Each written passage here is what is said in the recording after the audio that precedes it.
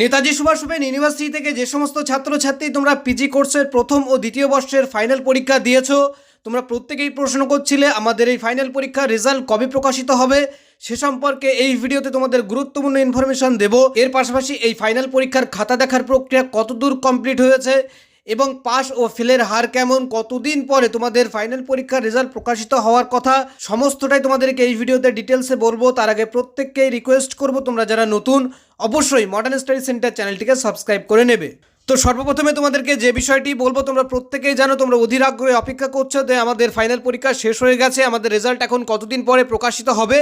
তো এক্ষেত্রে কিন্তু সবথেকে গুরুত্বপূর্ণ বিষয় সেটা হচ্ছে খাতা দেখার প্রক্রিয়া কতদূর কমপ্লিট হলো সেটা তোমাদেরকে প্রথমেই জানতে হবে। তো অলরেডি কিন্তু তোমাদের খাতা দেখার প্রক্রিয়া অনেক দিন আগে থেকেই শুরু হয়ে গেছে এবং এই খাতা দেখার প্রক্রিয়া কিন্তু এখন শেষের পথে।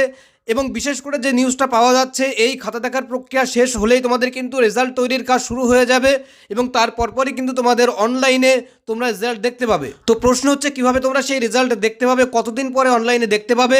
তো সেটাই তোমাদেরকে জানাবো। প্রথমত হচ্ছে রেজাল্ট যখন তোমাদের পাবলিশ হয় অনলাইনে, সেটা কিন্তু পরপর পাবলিশ হয়। সমস্ত সাবজেক্টের রেজাল্ট কিন্তু একই সাথে পাবলিশ হয় না। বিশেষ করে প্রথম বর্ষের রেজাল্টগুলো আগে পাবলিশ হয়, তারপরে কিন্তু দ্বিতীয় বর্ষের রেজাল্ট পাবলিশ হয়। যেমন তোমাদেরকে বলে রাখি, প্রথম বর্ষের বাংলা, ইংরাজি, হিস্ট্রি এইরকম সাবজেক্টে 2-3টে রেজাল্ট পাবলিশ হলো।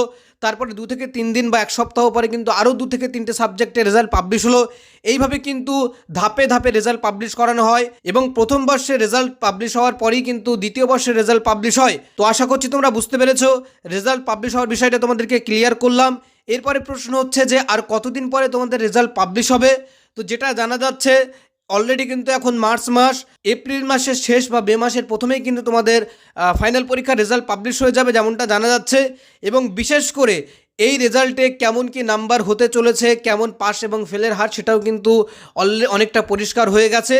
পাস ফেলের হার কিন্তু যেটা আমরা জানছি, সেটা কিন্তু ফেলের হার খুবই কম, পাশের হার অনেক বেশি। তবে অনেক ছাত্রছাত্রী আছে যারা কিন্তু এনসি পাবে, এমনটাও জানা গেছে। তো তোমাদের জন্য এই গুরুত্বপূর্ণ আপডেটটা এই মুহূর্তে জানালাম।